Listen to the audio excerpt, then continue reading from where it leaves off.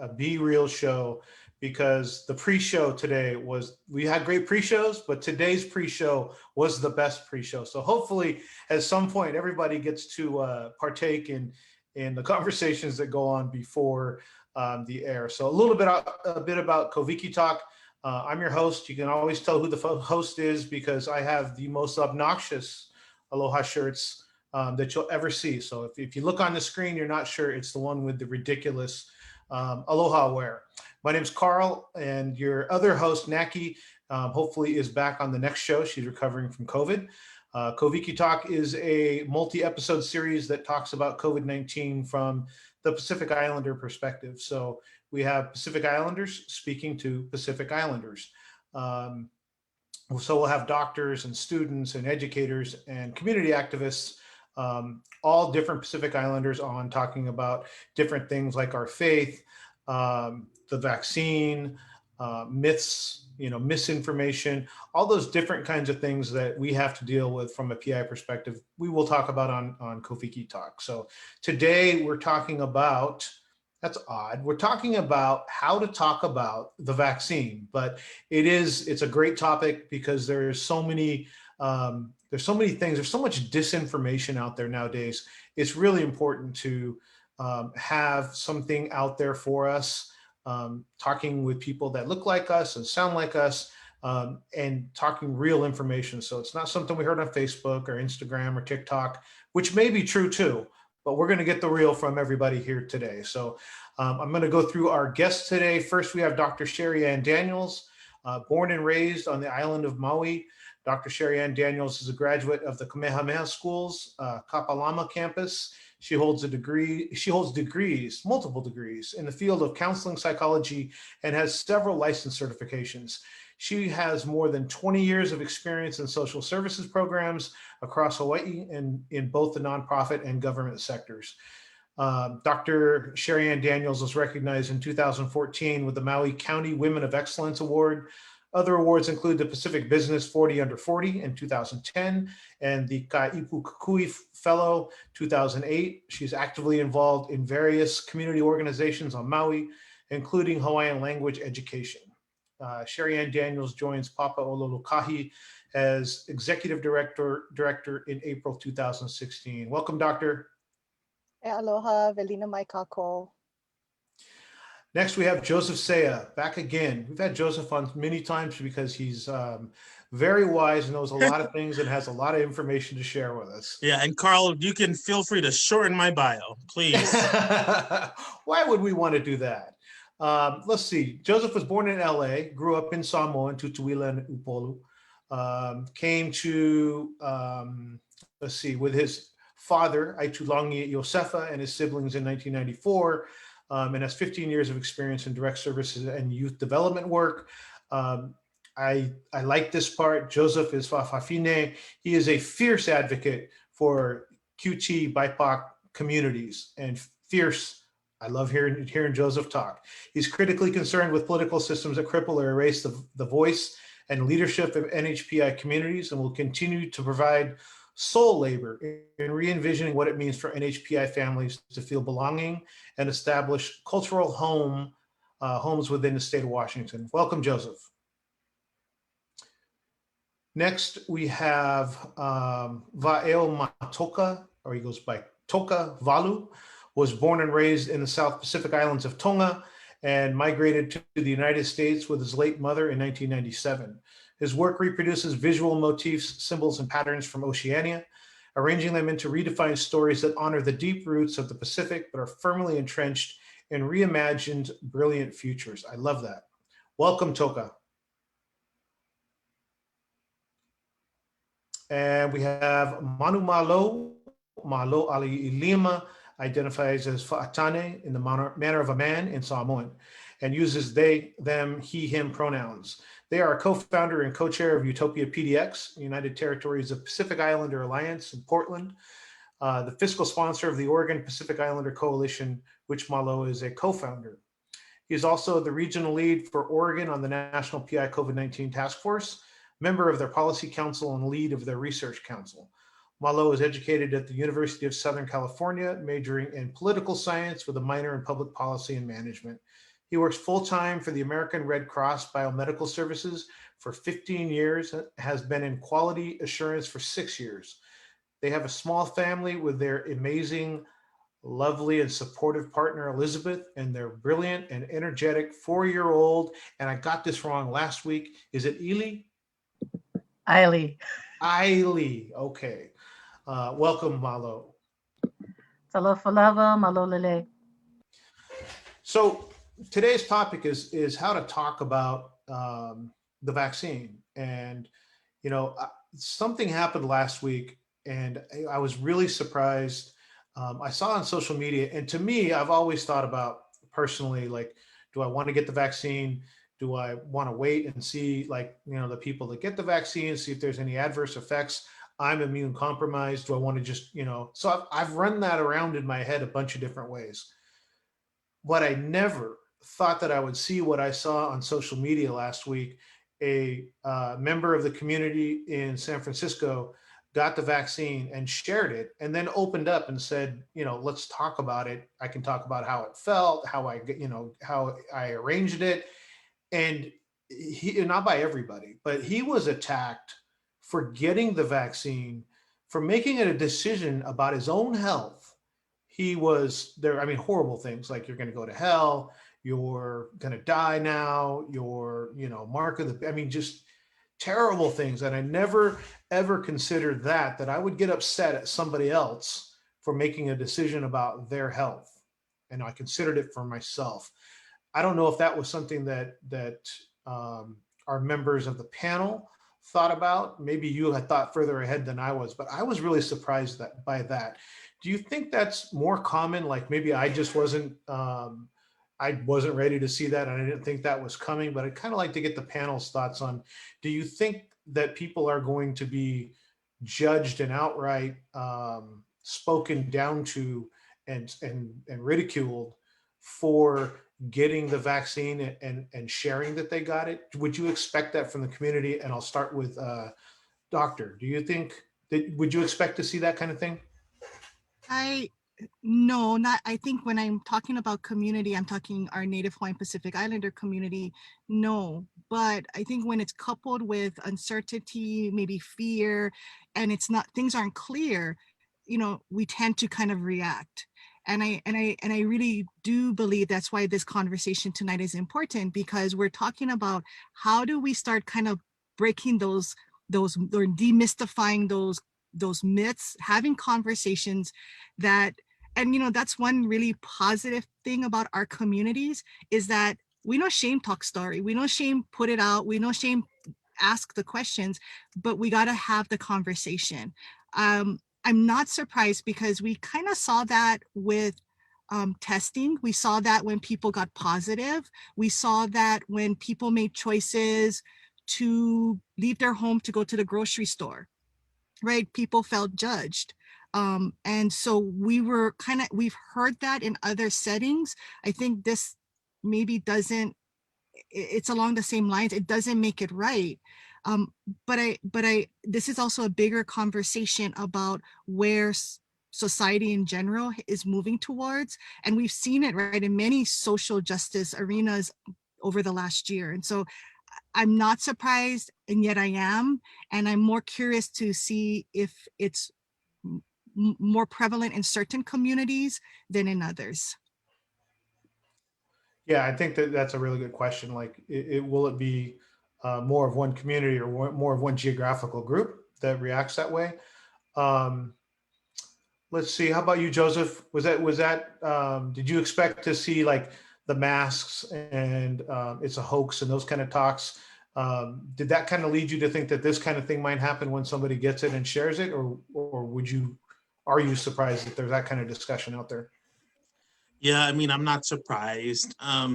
Actually, I'm actually having some of those conversations where there's been a lot of Pacific Islanders that, you know, have basically come for me because of the work that we've been doing around promoting the vaccination, you know, questioning like my Christianity, and not even just Christianity, my indigeneity, you know, as an indigenous Pacific person, like, you know, like that's part of the white man's sort of, you know, science, right? So it's, you know, I like, I have to actually hold back, you know, and think, okay, you know, where is it useful for us to engage, you know, and when is it not useful for us to engage, you know, like figure out the folks that will just like, you know, say nay, you know, every time, right? And reserve our energy for our populations that actually don't have access to our doctors. I think a critical part is they don't have access to Pacific Islander doctors that can, you know, communicate them the science behind vaccines in a way that they understand it. And so we have a lot of work on our end, and actually think about the way that our ancestors were able to deliver messages. You know, we only elected to leadership people that we really trusted to steward the health and wellness of our peoples, right? In the absence of that type of traditional leadership, right? Like everybody's an expert, you know. We have a community where everyone is an expert because everybody has access to YouTube, you know. And to me, it's a sad sign of our times, you know. Because I think that our ancestors would have actually been very pro-science, and they wouldn't have seen science as a divorce from spirituality. They would have seen our spirituality and the science like in harmonized, right? That they are actually together, that they come from, you know, another, you know, the creator, that they come from, you know, ancestral blessing and all of the guides, you know, that guide us in this life. And so, yeah, I think, yeah, it's gonna be hard, but I think we just have to pick and choose, you know, our battles. Yeah, it's a good point about the way that things were communicated and how prominent people were elected in our past. Um, I won't go into a presidential talk off of that topic. I'll stay on topic. Toka, how about you? Have you seen, now that the vaccine's been out for a little bit and it's becoming, you know, more common to know somebody or to see somebody on social media getting the vaccine, have you heard those conversations, or is that something that you haven't heard yet, where people are being kind of attacked? This person was literally attacked. Yeah. On social media. Is that something that you've seen, experienced, or is it that's a surprise to you? Yeah, much like, and thanks, Carl, for the great question. So much like Joseph just mentioned, unfortunately not surprised. And so I think I'm struggling particularly in this regard because these are conversations and dialogues that I'm currently having, not just with necessarily with strangers, but with my own family. And especially family, you know, you hold your family in such a regard that you love them and you care for them. And so their opinion matters to you, right? And so when they share their opinion, particularly around this topic around COVID, and they share particular perspectives that are very informed, I think, especially by this recent fervor around the hoax that is COVID, that there's all these various different conspiracy theories around what exactly this vaccine is. You know, in that sense, I'm surprised, I think, to hear it, particularly from some of my own family. And like Joseph, I've really had to kind of scale back engaging, particularly because beyond just trying to correct or at least to rectify the fact that this information is not correct, right? There are relationships here that I value and I want to kind of continue forward with, that I don't find it useful to engage in that moment. Now, whether that and of course I'm going to trust that there's going to be other avenues in the future to kind of address that with certain family members. So I'm kind of holding myself to that. But given that the work we're currently doing, I'm sure there are a lot of opinions, particularly from some, and I'm going to speak specifically about my own family that might have opinions about what exactly I'm doing with the Civil Association, you know. But yeah, I think I'm struggling with this particularly because, like I just mentioned, it's one that I'm having with my family. I'm choosing not to try and engage for this, just for the sense of trying to preserve what our relationship is. That's the choice I'm making.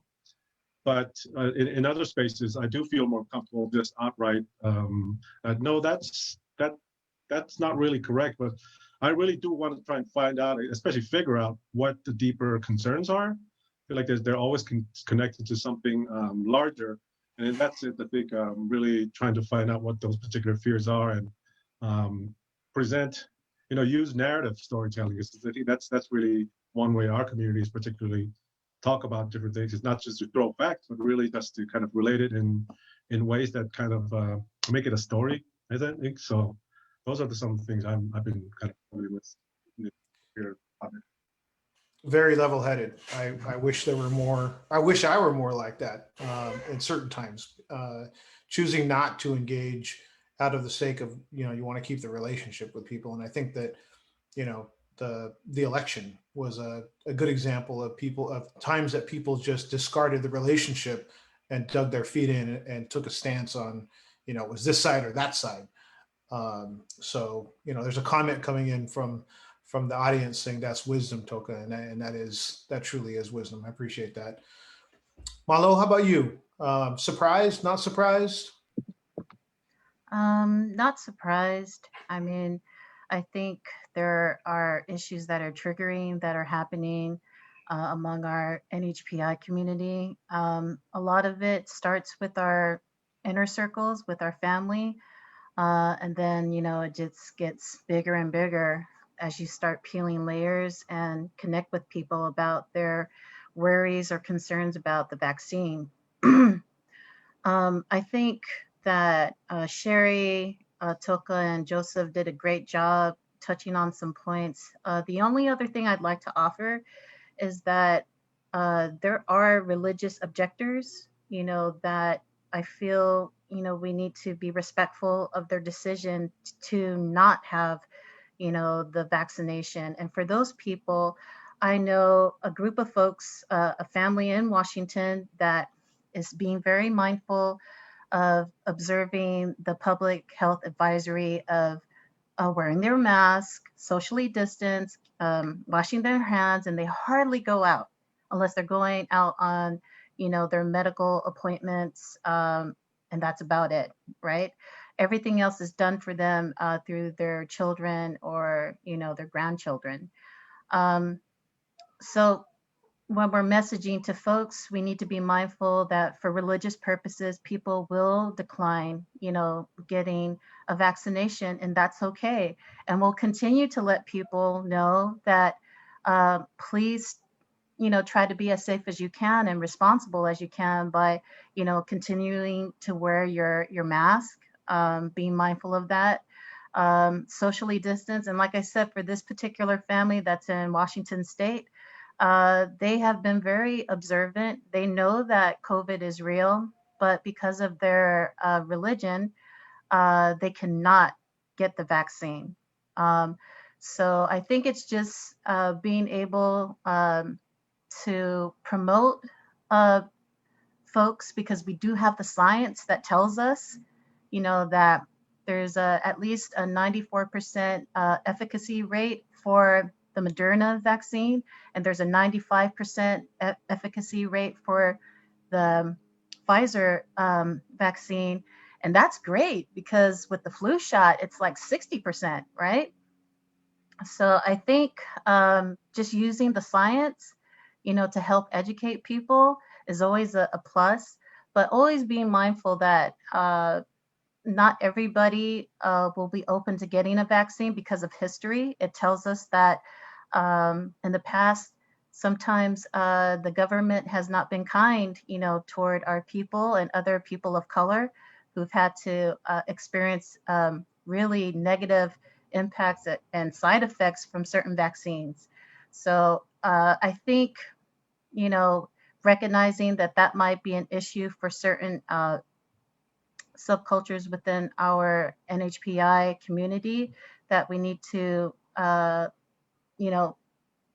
acknowledge, that there was a harm that has been done, like in the Marshall Islands, for instance.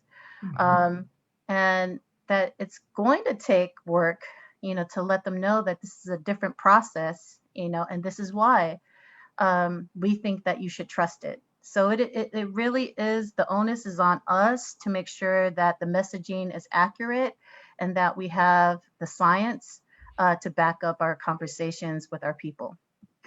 Extremely well put. And I think that that's really an example of what I was talking about. Like, that's their decision for their health. I 100% respect that, whether I agree with it or not. It's a decision they're making for their own health.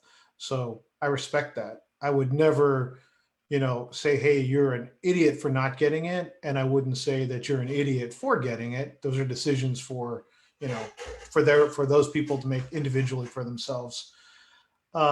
Which is really why we're here today, right? We want to, how do we frame those conversations? How do we have those conversations with our loved ones, with our friends, with our family?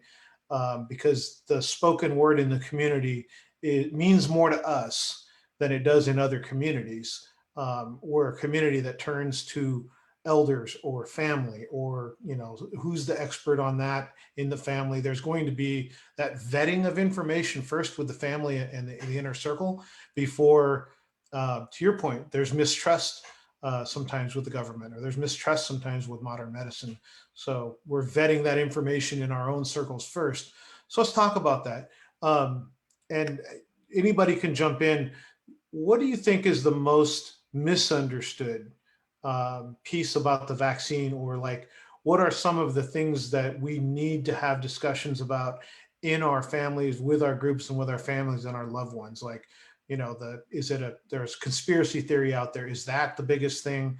And it may go by geographical area. What's in Portland may be a hot topic versus, what's in Maui. So that's open question to the panels. What are the hot topics that need to be put on the table and aired out and fully explained? I could just quickly, I'll just quickly share. Sorry, this was something that was, I think, reminded to me, especially by Dr. Nia. But I think for younger folks, especially, I think we might devalue ourselves as the messenger. The messenger itself is just as important as the message, and I think those folks who are the leaders, particularly, whether it's the folks doing the work on the ground or our elected leaders, and for our communities, I think there are certainly folks who should be more vocal. I think particularly around this vaccine, or at least just what being vaccinated in general. The messenger itself is definitely one of the more important things, and that's whether it's pushing the hoax theories or really trying to provide the science itself. I think the messenger is also important. Sorry to cut you off there, Dr. Sheri. No worries. I agree with you, Toka, 100%. And I think our role too is we're not promoting anything. I think what we're doing is educating and giving people the information so that they can make the choice. And I think having conversations with our communities is so that they can understand the positive or the negative that comes with choices that they make. And so I think that's really first and foremost. I think here in Hawaii, one of the hot topics is who's going to get it? How do I get it? It's just what does that mean, right? Who gets and who doesn't? And I think as NHPI community, we tend to like give up so others get. And I think that's one of those conversation pieces, is that how do we make sure our communities understand that if you're eligible and you want, please take, where you don't have to give up so that somebody else can. I think that's a really hot topic, as well as really having honest discussions about what it means when you do get the vaccination. Because what you read on social media or in other places, there's such a range of reactions to getting vaccinated in terms of the physical response, that we gotta make sure our communities understand. But that's also a mixed bag, because if we say, yeah, it's great, people had minimal side effects, that's what our community is gonna remember. And so the one who doesn't, it's gonna be like, no, that's, and then that starts a whole other,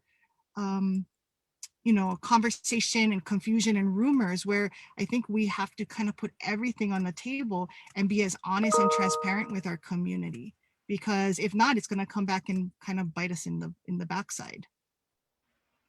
Yeah, yeah, Sherry, I think Sherry brings a wonderful point around, to me, it feels like less, because we did do our vaccine, our Native Hawaiian Pacific Islander vaccine clinic here in Washington State, and we were able to vaccinate 150 people. And for that, it wasn't an issue of vaccine hesitation. It was more an issue of access. There's a lot of elders in our community that would get the vaccine, and they're not able to get it right now, And I think we do have to kind of reframe the conversation a little bit, because I think to me, the main forces are that there's a lot more of us that would rather get the vaccine that there isn't, but they just don't have the access to the technology to sign up, the community health worker in their house or in their networks that understand their language, that can, support them, in signing up for a vaccine shot. And so that has been for us, like, what we're seeing. And also, I think there's also another issue that I think comes up for me where, and this is more of a call out for my generation, like folks that are in their 30s and their 20s, that are super opinionated about the vaccine. It's COVID is not killing our generation like disproportionately, it's killing our elders, right? And so I think there's also a need for like people in my generation to acknowledge our privilege in our health, that, this isn't a matter of like choosing the vaccine or not. It's actually a matter of life and death for a lot of our elders, right? And we shouldn't be the one to make the decision for our elders, right? Our elders should choose for themselves to get a vaccine that would actually extend their life. And we also have to communicate to our elders that Pacific Islanders are dying, here in Washington at 6 times the rates compared to white people. And that's compared to, Black folks that are dying twice, twice, times the rates as white people. And so literally telling them that this is taking out their friends, that COVID is taking out, and they probably feel it already, which is why we've seen such a lot. I mean, when we did the vaccine, a lot of our elders were here, and there's almost like this sense of like the worry, the stress. You can see it in their eyes that they are so thankful that they were able to access this, right? And that when they came to the vaccine clinic, there was somebody greeting them in their language, making them feel comfortable, so they didn't feel like it was a foreign environment, Like this is the face of the vaccine should really be us. And that's how I think we can steward the vaccination really well for our elders. Well put. And I think that's it's uncomfortable already. It's uncomfortable if you understand the process, if you understand medicine, if you understand, where you're going to go to get it and all that, is still uncomfortable. But to have all those be unknowns, sometimes it's just, well, that seems unattainable, or it seems like so far out of reach that I just won't start the process, or I won't ask. Great point from an access standpoint. We do have a question coming in from the community, but I want to get to Malo's response in terms of what do you think is the most important topic or topics that need to be really explained to our community. Yeah, I think I touched on this last week in terms of how the vaccine sequencing has been happening in Oregon. So this particular week, if you're 80 years old or older, you're eligible to be vaccinated for your first dose. Unfortunately, the online registration sign up is difficult to follow, but there is a phone option and calling 911 to schedule your appointment. But it doesn't necessarily guarantee that you will be seen this week, because this week is already here. There's also the in-language aspect of, we have about identified 10 Pacific Islander languages that aren't translated. you know. So even if, you know, you're 80 years old or older, and you had, you know, good access, adequate access to the internet, you know, you're able to navigate on the web to get to register. It doesn't necessarily mean that once you get there, you'll know how to. You know, so I'll let you know about one question that came up today. Was that somebody couldn't even complete the registration because there's a drop down menu question that asks what country do you live in? And on the registration link, they didn't even have the United States. So like Oregon is in the United States, but you can't even complete that piece of the registration process. So I immediately reached out to the Oregon Health Authority and said, you know, our registration links, there's, you know, we got some problems. We got some serious problems because people can't even get to the next step unless you lied and put a different country and it somehow accepted you. And it's frustrating because there's a supply and demand issue, you know, for Oregon, where vaccine supplies are not, you know, plentiful, and having to prioritize the resource and to honor the different groups within the sequencing has really made accessibility to register and get the vaccine. So I doubt that there will be a high success rate of vaccination during this phase for Pacific Islander elders, seniors that are 80 years old and older, because it seemed really rushed to push this information out, but the translations weren't there. And there's no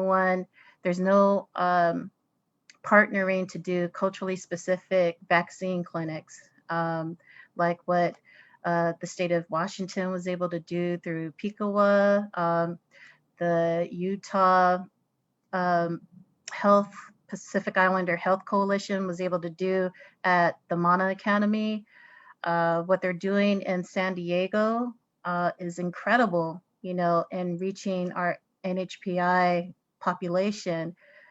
With these examples, especially with Washington being so close by, Oregon isn't really trying to partner with us in order to address this huge need that we know. We have the highest rate of infection, hospitalization, and death in our state, but our vaccination is really seldom and random and oftentimes confused. Yeah, I think that especially having it spoken so well by you over, you know, 2 consecutive weeks about that being the issue. I want to take these questions from Facebook, but then I want to get back to that because I want to talk about, you know, steps going forward. A question from Co Camacho on Facebook: is there data that shows the side effects for the PI community? Is there data that shows the successes of the vaccine? It's really early, but as we know, data is king. Do we have any data on that for that's disaggregated for the PI community? Dr. Daniels? You know, I'm so sorry. My video is weird, so I can hear you. And my response is that yes, it's too early, Carl, but what we know is we already have challenges in disaggregating of data, right? So even the data that's being collected, if it's being collected for NHPI, is spotty at best in terms of who's getting the vaccination, which group it is. So in terms of then following up with folks around side effects, I have not heard of studies or anything being done currently to capture that information. If that's to be done, one of the things that could be employed or deployed is the utilization of community health workers. If these community health workers or trusted partners, right, that go into our community to talk story, Like, but it has to be helping them from the beginning. There has to have had a mechanism where that trusted person would have helped the community register, checked in with them, you know, what are we seeing, what's going on, and helping through the process. That I'm not seeing anywhere. And unless Joseph or Malo know of other states, I haven't heard that being a common practice. So Cole, I don't believe, I haven't seen any reports or any studies come out yet around side effects specific to the PI community. There might be some that are targeted to tribal communities. There probably are going to be some that are going to be looking at the general population, maybe Blacks and the Latinx side, but I haven't seen anything around vaccination specific. Thank you, Sherry. I'll just add that for the trial studies, we could probably get information on that. And to be honest, I have not looked at anything for Moderna or Pfizer, or even the pending Johnson & Johnson one-shot deal. But if there is information, it should be in like the study trials that already happened. So Yeah, I did a quick research yesterday, and the article that was covering the Moderna clinical trials as far as demographic breakdown, obviously, it's still going by the racist, API lumping, right, of our communities, which I'm pretty sure they only tested, it on Asian people. And so I think that is also part of this committee's work, right? Or part of our collective work we've known from COVID is that data is so critical. Like you said, data is not king, data is queen, Carl, queen. We're not going to get through a show without Joseph checking me on something, which I like. I love that. So another question from Facebook, and I think this is probably, really a bigger issue. The question is, how much of your education for the community is about health and wellness, specifically regarding food and vitamins to boost immune systems and reduce inflammation versus drugs and vaccine? And I think that, personally, when I look at this, I think it's exposing the underlying issue of why are we the most susceptible to the vaccine? Because 96% of us have underlying health issues to some degree, and that's the way we live. That's habitual. That's what we eat. That's how and that's a really good point. The question about vitamins and food to boost immune systems and reduce inflammation, versus the vaccine, is a good point in a long-term situation. So this is really a COVID-19 talk, but just brief, to talk about that in terms of, how do we kind of fix things going forward? So if there's another vaccine that's called something else in 10 years, are we in the same boat, or how do we, not be in the same situation that we are? I'm going to take a stab at this because I think when we look at COVID is the catalyst for a lot of reflection of our communities and some of the disparities that we know already exist. I don't think any of us are, saying any different. But what it also plays to is all the other socioeconomic, social issues that impact our community that plays into the health of us, right? So when we're talking about education and housing and all of those, food security, being able to have access to healthy food and not just, having it, but how do we use it? How do we cook those healthy dishes?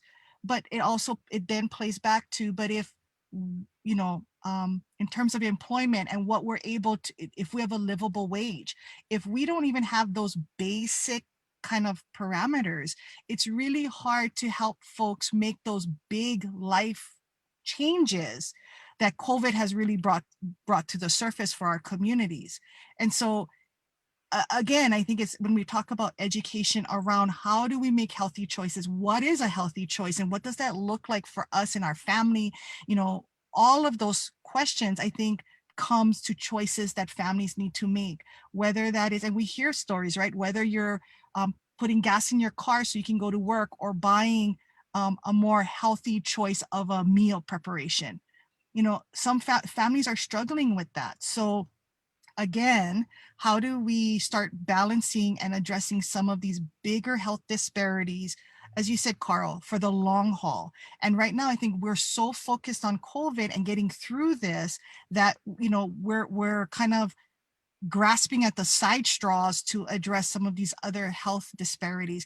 And we're doing that job plus this job, you know, it's, so what, something's not gonna, it's not gonna be in balance, so something gives. And I think that's the reality of it, that we need to have kind of this multi-pronged approach of addressing these underlying issues, as well as COVID, as well as this, that, and everything else. So that's gonna be our struggle. And if our communities can't even have livable wages, you know, so there's so many core challenges already that we face. Yeah, I mean, I would add, I mean, a lot of the same, policies, anti-Black policies, anti-Indigenous policies, right, that have, crippled the Native and Black community are the same policies, that have crippled, Kanaka, that have crippled Pacific Islander communities, right? Whether it's like, the militarization of our islands, right? And then when we come here, we are a disembodied people. We are Indigenous people without soil, without, like a way for us, like there really hasn't been a time for us to adapt as a people, to build the cultural mechanisms for us to actually, create, scaffold the environment and ecology that we would like to thrive in, right? Like, and we have to, in a lot of ways, we are experiencing a lot of pain because of assimilation and acculturation to whiteness. And we know that that's not who we are as a people here at the continent, right? And so I think it takes the time for people to evolve, right? And to really be able to co-create, the realities that we would like to see for our people. So I think it's going to take some time. And also, it's going to take our Indigenous wisdom that has guided us back home, that will also drive the way that we move here, right, in solidarity with Native Indigenous people of this country, right? Because really, at the core of their health and their unwellness, it's the same stuff that harms us, like the ways that Native American people are harmed here, because of this country. It's the same way that our Pacific Islander communities are also suffering. I'm not going to say same. I'm going to say it's the same injustice, right? The same forces that works against their unhealth also works against our unhealth. We might not always be the targets, like as Kanaka in Hawaii, they're the targets. We're not always the targets, but as my friend describes it, we're collateral damage, right? Pacific Islanders experience collateral damage due to anti-Blackness and anti-Indigenous policies. Awesome.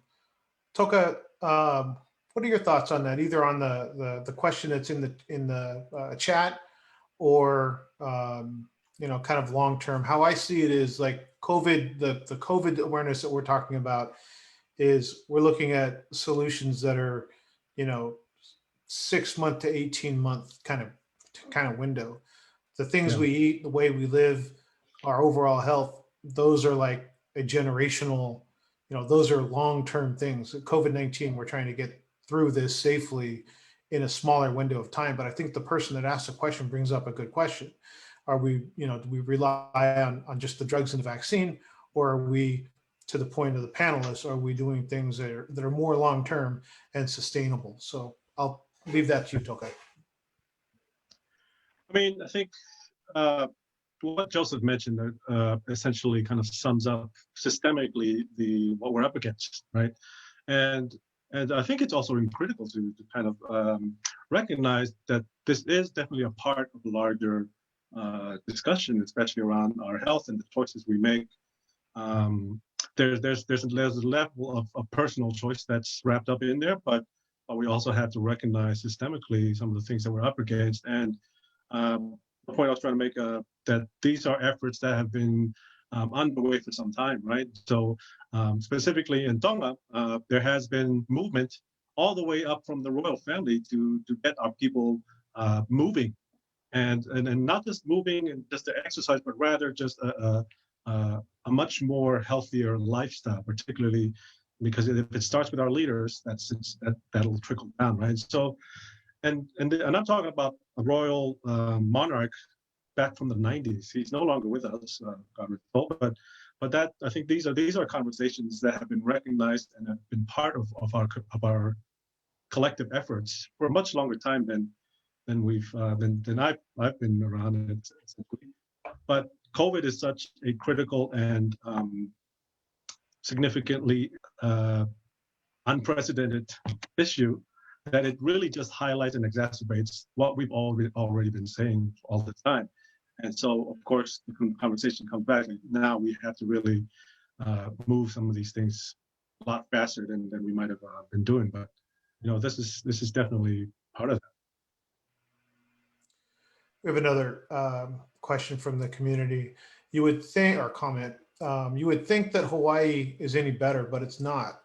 Elderly Tongans are numerous and are sitting at home waiting on their doctors because that's all they know what to do. I found out about a couple of elderly folks, then I got right on the computer to register, and of course I was told to wait for the next load of vaccines. How can we advocate for folks like these who are just victims of their circumstance? I think Malo, you had talked about specifically about the age challenges, and these have been recurring things, and I don't think it necessarily has to do with geography, right? Like the elders are suffering in Hawaii, they're suffering in Portland, they're suffering. It seems to be, it doesn't really matter what the area code is; it's the same issue. Yeah, absolutely, Carl. I think what COVID-19 also exposed is our ability to convene together to respond to this pandemic. And two of the things that we're able to establish at the national level with the Pacific Islander COVID-19 response task force is that we established a policy council as well as a research council. And so the policy council is our advocacy group. They advocate for our voices on bills, responding to unjust either media or harmful things that are coming out of our government that we're going to hold them account to. Another aspect is the research. We need data to let electeds know that this is why we feel so strongly about this. We have the information that says this is why we need for you to fund, our culturally specific CBOs in all of our regions to provide resources for our policy council, for our research council, so that we can have a good, capable, and adequate information. If we're going to continue on with using old models that exclude us from data, that prevents us from advocating because there's no data that reflects, who we are in different life scenarios, then I think it's really critical that we support, having our national NHPI policy council and our national Pacific Islander Research Council, because these are two groups that work hand in hand. And we also have a research engagement and communications work group at the national level that is basically our communications hub for everything that the policy and research councils are able to disseminate, for public consumption, as well as, we just don't have certain things currently housed in one area, but we are working on it so that if somebody lives in Southern California, we should be able to know who exactly to go to, which CBO for which county in order to take care of vaccinations, testing. Another aspect that we need to be clear about is when we're talking about funding sources, like, how much funding will go into a certain area. So another critical piece is like the census data that was collected last year. And I feel that many folks are, without that critical piece of us pushing to count us in the first place, even during a pandemic, is making sure that our federal government knows how many of us are in Washington, or in Oregon, or in Southern California, Utah, Hawaii. So I think we're moving methodically, through this, and then we're also trying to take care of our people at the same time. But we're juggling, we're managing because we love our people. We'll continue to advocate at the local, state, and national level. We need people who have these wonderful questions to get involved, and come find out more about us wherever you're at. We would love to have a discussion with you because we need more people. We need capacity to do this work. Yeah, I think getting involved. Hey, How do Carl. you even get Oh, I'm involved? sorry. Carl, I put in the chat for the question about clinical trials. So there's an article in there that talks about there was Native Hawaiian Pacific Islanders used in the clinical trials, both for Pfizer and Moderna, but it was about 0.2%. And so again, and this goes back to what Malo said, we again are lumped. So first things first is we need to kind of move away from the AAPI, language and NHPI, but even further at some point, we need to really start looking at, further disaggregation so we know exactly how much NHs are out there, as well as how many Pacific Islanders are out there. And because, but that's a whole other debatable conversation because people are very weighted around, is it valuable for our communities to be as disaggregated, our data to be so disaggregated? So that's a whole other conversation. But what I posted in the chat for folks is that's an article. The article also talks about already being underrepresented in clinical trials. So for NHMPIs, we often are not included in clinical trials. And so that's, I think, raises a whole other question about what that means in terms of developing new therapies for our community. But then that leads another, going down a rabbit hole around the use of these clinical trials. People get concerned about DNA, about using, our mana around that. There are very, we have community folks who are very clear about use of their DNA and the fear of using DNA against us. So, I think this can branch out into multiple conversations, but I'm hoping that answers that attendee's question. Oh, thank you so much for putting that in the chat. We had Dr. Patia Young and Dr. Samoa on real early in the series about clinical trials, but then to your point, we kind of got, we turn the page on that book and move on, and some people still will be interested in that information. So thank you. I had another question, but time's just flying by. I mean, these are such good topics to flesh out. I'm just gonna, before I go ask another question, I want to make sure that if there were points that any of the panelists had brought to the table today and haven't been able to make, I definitely want to go to that before we go to another question. So I will throw that out to anybody that had a topic or a point that they wanted to make that they haven't been able to yet.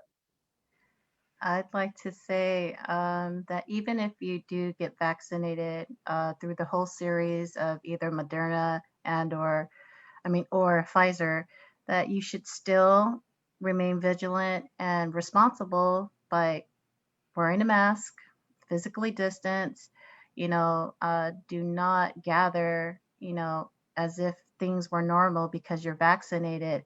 I mean, it gives you immunity so that you can fight the virus, your body, but it doesn't really mean that you can't be infected or that you can't spread it to someone else. You know, it gives you a fighting chance. You know, your immunity gives you a fighting chance to fight the virus, but it doesn't prevent you from getting someone else sick or spreading it. Awesome information. Any of the other panelists have points that they wanted to get, they have brought with them in here and haven't been able to say yet? I mean, I just want to just acknowledge our California NHPI community. We know that the death rates have gone up tremendously for our communities in California. I think within 1 week, it was like an increase of 68% as far as like the death rate, and it's essentially equates to like 3 Pacific, persons dying every day, in California. And to me, that just points to to a reality, right? That there are all these, that even though you have so many powerful leaders, that are underground, if there are strong systemic, forces in play that continues to perpetuate systemic racism against our communities, that's not going to change like tomorrow, right? And so just acknowledging that our California Pacific Islander community is going through a lot, and just keeping y'all in our prayers. And I hope that whatever we're doing in the other states, that it could be some like support, or I don't know about strengthening like our partnerships and work together, but just kind of offering that up. Thank you so much. I think doing those kind of things, partnering, sharing best practices, that's why the national task force was created. But to hear somebody from one state reaching out to another, that's our community, right? That's what we do. How about you, Toka? Any final thoughts? I'm not so sure if I'm supposed to share this, but we are working on some strategic communications tools around the vaccine and its efficacy, its safety, the science behind it, but especially around trying to strategize how do we walk that message to our elders, right? And particularly if there are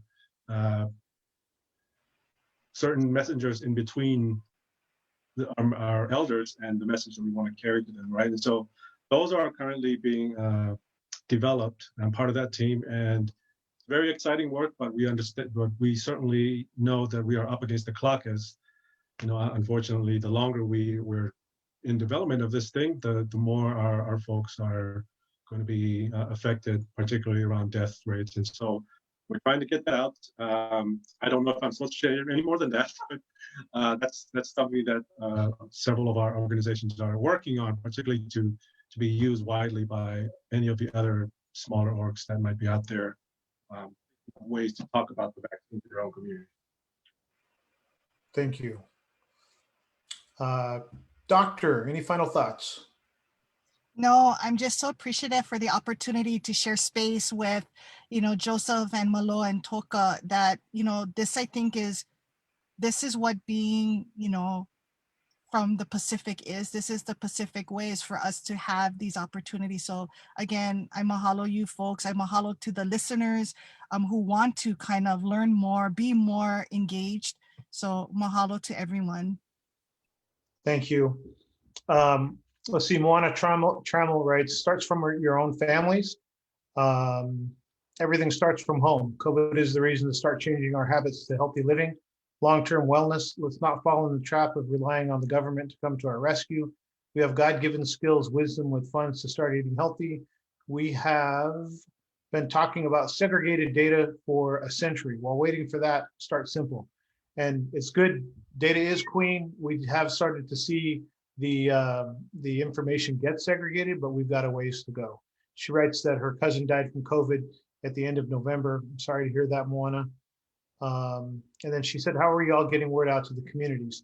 I think this is this is one of the platforms that we use, and we also have the regional task forces in different geographical areas across the country. So, and you know, the more people that are joining us, the more we'll get the word out. Quick note, I wanted to say thank you to the Pacific Islander Center of Primary Care Excellence by COPSI. They are making this platform available for us today. And I wanted to thank all of our panelists for being here, sharing space. My mantra of life is waste no minutes. I know how valuable they are in your busy, busy lives with everything that you're doing. So thank you for sharing your minutes with all of us.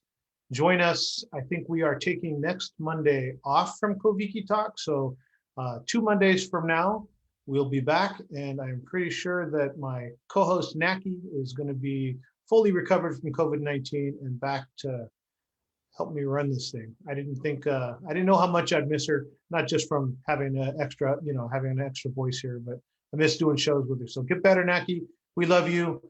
Joseph, Toka, Manumalo, Dr. Sheri-Ann Daniels, thank you so much. And enjoy the rest of your evening. We'll see you all in 2 weeks. Thank you, Carl. You're doing great, by the way. Carl. Thanks, Carl.